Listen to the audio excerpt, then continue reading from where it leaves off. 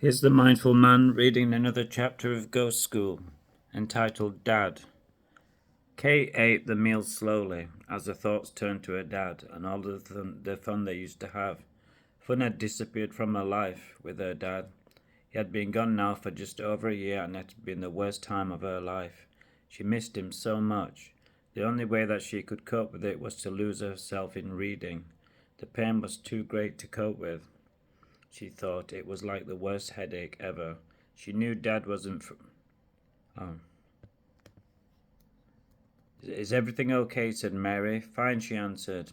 Kate had no intention of telling anyone how she was feeling.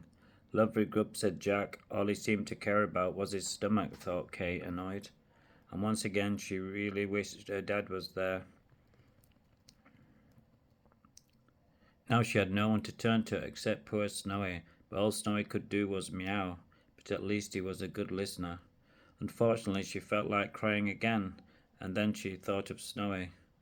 Maybe she could tell Snowy her problems. It didn't matter to her that he couldn't answer back. Just a little meow would be enough for her, and she would allow herself a small, sad smile. Here's to the next section, because I've read that before. After half an hour in the bedroom, Kate was growing bored and she wanted to watch TV. She wasn't allowed to watch TV in her bedroom, and her mum thought that it would interfere with her studies. Mum was probably right for once, Kate thought. She wasn't keen on studying anyway, and she was much happier reading or listening to music, as she found school deadly dull and boring. And she was glad that she would be leaving soon. It was like being in prison. Kate had failed all of her O-levels as she hadn't revised at all. It was torture to her, like reading the phone book over and over again. Her mum had gone completely bonkers, and so had Jack, but Kate didn't care. All she wanted to do was to work in the library so that she could be surrounded by books.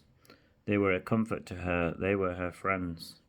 She didn't like the girls at school. A lot of them had begun smoking and even drinking alcohol, and she knew that she wasn't going to do that. She was a rebel, but a sensitive rebel.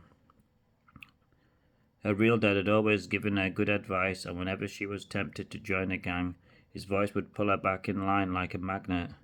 Be yourself, he said, but it wasn't easy. She wanted to fit in, but she knew that she couldn't. Inside she felt very lonely, and she didn't want anyone to know. She had to protect herself. What's she doing down there? Said Jack cruelly, scratching his big round stomach. She is not Snowy. She is Snowy, my cat, said Kate. She wants to watch TV with me. How do you know that? Said Jack with his usual tactlessness. Be quiet, you two, Mary said. She was getting annoyed. I'm trying to watch this program, she protested. They had no choice but to settle down and do as she said. Snowy sat on Kate's lap and she purred gently. It was a lovely feeling. It was like a furry hot water bottle, thought Kate, and she slowly stroked Snowy.